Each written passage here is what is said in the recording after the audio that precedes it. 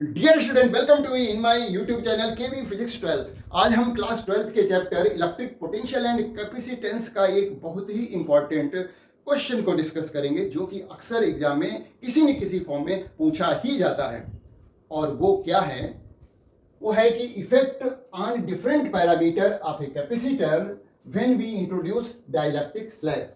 यानी किसी parallel plate capacitor के प्लेट्स के बीच में जब डाइलेक्ट्रिक मटेरियल को इंसर्ट करते हैं, यानी कंप्लीटली स्पेस को फिलअप कर देते हैं, तो कैपेसिटर से रिलेटेड डिफरेंट पैरामीटर्स में क्या चेंजेस आते हैं। उसमें भी दो कंडीशन है। एक में तो हम जो है कैपेसिटर को चार्ज करके बैटरी को कनेक्ट रखते हैं, और दूसरे केस में हमने बैटरी को डिस्कनेक्ट कर दिया है और हमारा कैपेसिटर चार्ज है। तो वन बाय वन इसको समझते हैं। तो देखिए, पहले केस हम ले रहे हैं how to know effect on these quantities या parameter when battery is connected. यहाँ फिगर में दिखाया गया है कि एक कैपेसिटर है जिसके प्लेट्स के बीच प्लेट्स पर जो चार्ज है वो Q है, और बैटरी जो है कनेक्टेड है, और ये बैटरी इसके प्लेट्स के across V potential difference apply कर रही है, और जो डाइलेक्ट्रिक स्लैब को इंसर्ट किया जा रहा है वो उसका डाइलेक्ट्रिक कांस्टेंट K है। इसका डाइलेक्ट्रिक कांस्टेंट K है। अब जब यहाँ पर डाइलेक्ट्रिक स्लैब नहीं थी तो इसकी कैपेसिटेंस जो है कितनी थी? C0 थी पहले, before inserting this dielectric slab. अब कितनी हो जाएगी ये हमें मालूम होना चाहिए, क्योंकि इसका डाइलेक्ट्रिक कांस्टेंट K है, और ये सभी लोग जानते हैं कि जब डाइलेक्ट्रिक स्लैब को इंसर्ट किया जाता है तो उसकी कैपेसिटेंस इंक्रीज हो जाती है, यानी K टाइम्स हो जाएगी। तो कैपेसिटेंस जो है कितनी हो जाएगी? KC0। ये C की वैल्यू हो जाएगी new capacitance. New capacitance C is equal to होगा KC0। इसको कह सकते हैं K टाइम्स हो गई, यानी कैपेसिटेंस K टाइम्स हो जाएगी जब हम कोई डाइलेक्ट्रिक स्लैब को इंसर्ट करें, चाहे वो बैटरी कनेक्टेड हो, चाहे बैटरी को हटा दिया जाए। अच्छा, अब यहाँ पर हमें ये भी ध्यान रखना है कि जो डिफरेंट फिजिकल क्वांटिटी मैंने नोट कर रखी हैं, उनमें से कौन सी फिजिकल क्वांटिटी में चेंज नहीं आता है, वो क्या है? यहाँ पर इस केस में एक तो है इलेक्ट्रिक पोटेंशियल। इलेक्ट्रिक पोटेंशियल में कोई चेंज नहीं आता है, बिकॉज बैटरी रिमेन्स कनेक्टेड, और बैटरी ही तो पोटेंशियल डिफरेंस अप्लाई करती है प्लेट्स के अक्रॉस। तो V यानी electric potential across the plates of the capacitor will remain constant, no change, no change. अब बात कर रहे हैं थर्ड जो पैरामीटर है वो चार्ज। चार्ज का फॉर्मूला लिखिए, Q इज इक्वल टू, पहले कितना था? पहले वाला लिख लीजिए, Q इज इक्वल टू था C0 इंटू V, ये था। अब नया जो चार्ज होगा Q dash is equal to हो गया C इंटू V, है ना, और C की वैल्यू क्या हो जाएगी? KC0 into V। तो चार्ज जो न्यू चार्ज है, यानी बैटरी से और चार्ज इस पर आ जाएगा यदि हम डाइलेक्ट्रिक स्लैब को जो है इंसर्ट करते हैं, है ना। तो ये हो गया K times, charge K times हो गया। अब बात करते हैं इलेक्ट्रिक फील्ड की। इलेक्ट्रिक फील्ड का फार्मूला हमें मालूम होना चाहिए। पहले जो थी E0 जो थी वो थी सिग्मा अपान एप्सिलॉन नॉट, या कहें Q upon A into epsilon not. अब E जो हो जाएगी E0 डैश कहें तो ये हो जाएगी, देखिएगा, देखिए चार्ज जो है जो न्यूमरेटर में लिखा वो क्या हो गया? K टाइम्स हो गया है। अभी देख चुके हैं Q डैश हो गया है, वो K टाइम्स हो गया है। अच्छा, और एरिया में कोई चेंज नहीं आया, एप्सिलॉन नॉट की जगह पर K एप्सिलॉन नॉट हो जाएगा, तो K से K कट जाएगा, तो ये हो जाएगा Q upon A epsilon not. तो देखा जाए तो electric field between the plates of the capacitor में भी कोई चेंज नहीं आया है। ये भी नो चेंज वाली कंडीशन है, यहाँ पर भी no change, no change in electric field. अब हम बात करेंगे इलेक्ट्रिक पोटेंशियल एनर्जी की, या electric energy stored in the capacitor. इसको क्लीन कर लेते हैं।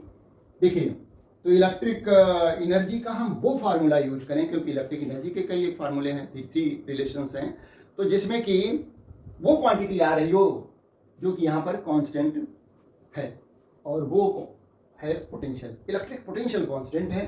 तो हम एनर्जी का फार्मूला जो है यूज करेंगे, U equal to half CV²। पहले कितनी थी, U नॉट जो थी पहले 1/2 C0 इंटू V², ये पहले एनर्जी थी। अब C क्योंकि कैपेसिटेंस चेंज हो गई है तो 1/2 ये इसकी वैल्यू क्या है C की, KC0 हो गई। अच्छा, पोटेंशियल में कोई चेंज आया नहीं है तो ये तो कांस्टेंट है, तो इसको ऐसे लिखा रहने देते हैं। तो अब न्यू इलेक्ट्रिक एनर्जी हो गई K इंटू 1/2 C0 V², मतलब K टाइम्स CV हो गई। K टाइम्स हो जा रही है इलेक्ट्रिक पोटेंशियल एनर्जी, या कहें electric energy stored in the capacitor. अब एक क्वांटिटी और बची है जो कि है एनर्जी डेंसिटी। तो एनर्जी डेंसिटी का formula, energy per unit volume of the capacitor, U/V।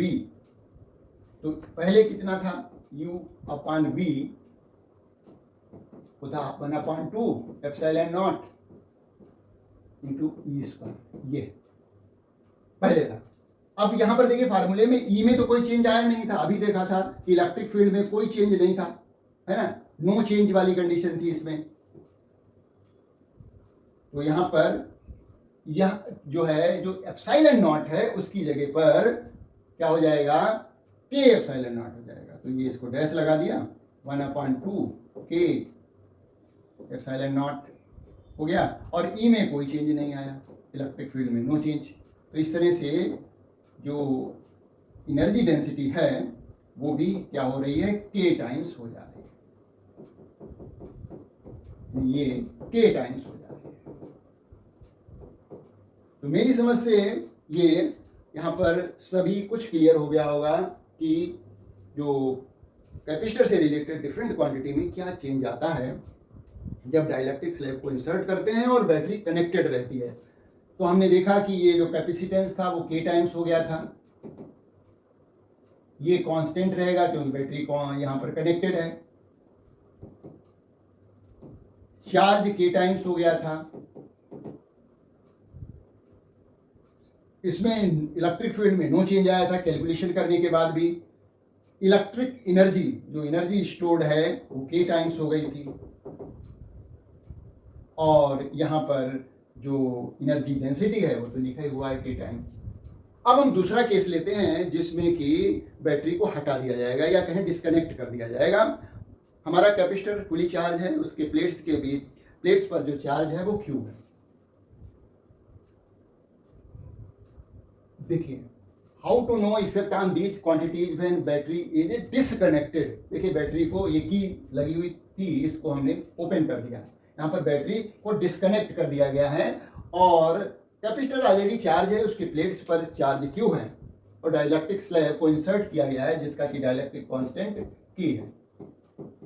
अब देखिए, जैसा कि मैंने पहले भी कहा था, कैपेसिटेंस तो K टाइम्स होनी ही होनी है ना। कैसे होती है ये हम डिटेल में ऑलरेडी इससे पहले वाले वीडियो में डिस्कस कर चुके हैं। तो ये कैपेसिटेंस तो K टाइम्स हो जाएगी, यानी C जो इक्वल हो जाएगी KC0। अब चार्ज की बात करेंगे। देखिए अब कि हमने दूसरे नंबर पे चार्ज लिख रखा है। अब ये जो कैपेसिटर है वो आइसोलेटेड है, बैटरी कनेक्ट नहीं है, it is not in touch with the surrounding. जब आइसोलेटेड है तो जो चार्ज प्लेट्स पे आ चुका है वो कहीं जाने वाला नहीं, बैटरी में से जा और आ सकता था, बैटरी को डिस्कनेक्ट कर दिया गया। टोटली आइसोलेटेड कैपेसिटर है तो चार्ज तो कंजर्व रहेगा, जितना आ चुका है वही बना रहेगा, तो ये कांस्टेंट रहेगा, इसमें कोई चेंज नहीं आने वाला, no change in the charge stored by the capacitor. अब हम पोटेंशियल की बात करते हैं। देखिए हमें Q इक्वल टू, हमें मालूम है कि formula Q equal to C into V होता है ना।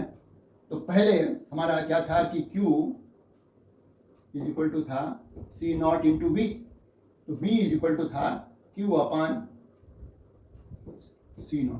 ये अब देखिएगा पोटेंशियल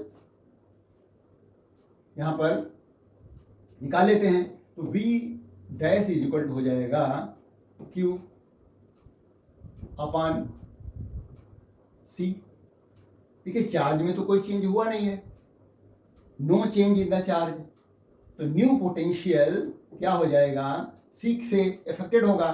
तो यहाँ तो क्यू ही रहा और सी की जगह पर क्या हो गया, के सी नॉट हो गया। मतलब हमारा पोटेंशियल जो हो गया 1/k इंटू Q/C0।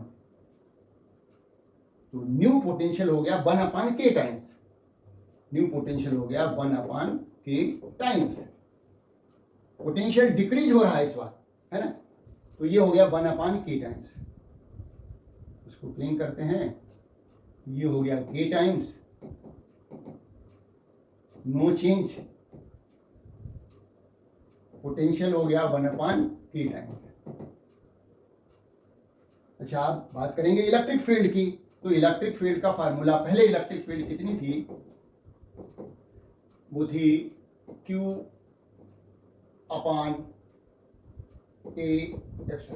इतनी इलेक्ट्रिक फील्ड थी पहले। अब क्या हो जाएगी, new electric field E equal to, देखिए यहां पर किसमें चेंज आएगा, चार्ज में कोई चेंज नहीं, तो ऊपर तो Q ही रहेगा, है ना, नीचे A, और एप्सिलॉन नॉट की जगह क्या हो जाएगा, K एप्सिलॉन नॉट हो जाएगा। तो इस तरह से इलेक्ट्रिक फील्ड जो है पहले जो थी वो Q/A एप्सिलॉन नॉट थी, अब हो जाएगी 1/k into Q/A epsilon not, यानी 1/k टाइम्स हो जा रही है ए इलेक्ट्रिक फील्ड भी, तो 1/k टाइम्स हो गई। अब बात करेंगे हम इलेक्ट्रिक एनर्जी की। जैसा कि हमने पहले भी बताया था कि इलेक्ट्रिक एनर्जी का वो फार्मूला यूज करिए जिसमें कि आसान रहेगा, वैसे तो कोई भी यूज कर सकते हैं, जिसमें कि हमारा जो है चार्ज आता हो, क्योंकि चार्ज यहाँ पर कांस्टेंट है ना, तो चार्ज जो है वो कांस्टेंट है। तो हम फार्मूला यूज करने जा रहे हैं, एनर्जी का यूज इक्वल टू होता है Q²/2C। पहले कितना था, पहले कितनी एनर्जी थी, वो थी Q/2C0 थी सर, इतनी एनर्जी पहले थी।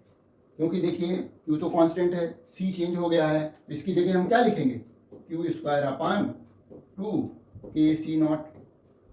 तो ये भी 1/k टाइम्स हो गया, 1/k इंटू ये हो गया U0। ये जो पहले एनर्जी स्टोर थी उससे जो है 1/k टाइम्स हो जा रही है, क्योंकि चार्ज में कोई चेंज नहीं आया, कैपेसिटेंस चेंज हो गई है। तो एक पैरामीटर में जो चेंज आया है उसी के बेसिस पे हमने electric potential energy stored in the capacitor का पता कर लिया। अब बात करेंगे हम एनर्जी डेंसिटी की, है ना, तो यहाँ पर इसको भी हम 1/k टाइम्स लिख देते हैं। तो एनर्जी डेंसिटी को हम यहाँ पर देख लेते हैं। तो एनर्जी डेंसिटी का फार्मूला एनर्जी अपॉन वॉल्यूम होता है, वॉल्यूम में तो कोई चेंज होता नहीं है ओवरऑल, तो ये फार्मूला होता है 1/2 ε0E², ठीक है। अब यहाँ पर जो चेंज आ रहे हैं उनके अकॉर्डिंग देख लो, तो ये हो गया 1/2। अब ये हम चेंज निकाल लें, यहाँ पर निकाल लेते हैं, U/V इक्वल टू हो जाएगा, देखिए 1/2 ε0 की जगह होगा K ε0, है ना, और इलेक्ट्रिक फील्ड कितनी हो गई है, 1/k टाइम्स हो गई है। तो ये हमारी हो गई इलेक्ट्रिक फील्ड हो गई 1/k इंटू E, और इसका क्या है, होल स्क्वायर है, ये हम इसको E0 लिख देते हैं। तो इसको सॉल्व कर लीजिए तो पता लग जाएगा। तो ये हो जाएगा 1/2k ε0, और ये हो गया E0²/k²। तो k से एक k कट गया, तो ओवरऑल में ये 1/k यहाँ भी आ गया है, 1/2 ε0 E0²। तो देखिए जो एनर्जी डेंसिटी है वो भी 1/k टाइम्स हो जा रही है। तो एनर्जी डेंसिटी भी कितनी हो गई है, 1/k टाइम्स। तो इसको आसानी से कैलकुलेट करके हम निकाल लें, फार्मूले हमें मालूम होने चाहिए, तो आसानी से निकल सकता है। तो इस तरह से दोनों केस हमने डिस्कस कर दिए हैं, और मुझे उम्मीद है कि ये पूरी तरह से क्लियर हो गए होंगे। तो मिलते हैं एक नए वीडियो में।